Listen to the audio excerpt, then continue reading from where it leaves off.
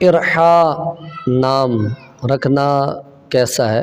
ارحا الف کے نیچے زیر ہے اور را حا الف حمزہ ارحا، تو یہ نام رکھنا کیسا ہے؟ تو عربی زبان میں ارحا لفظ نہیں استعمال کیا جاتا ہے، یعنی یہ عربی زبان کا لفظ سرے سے ہے ہی نہیں۔ عربی زبان میں ارحا کا لفظ ہے الف کے اوپر زبر کے ساتھ، اور یہ جمع ہے رحا کی، اور رحا جو ہے اس کا معنی ہوتا ہے چکی یا داڑ، اور اس کے اندر عموماً وہ معنی پایا جاتا ہے جس میں کسی چیز کو گھمایا جاتا ہے، تو گھمانے کا معنی اس میں پائے جاتے ہیں۔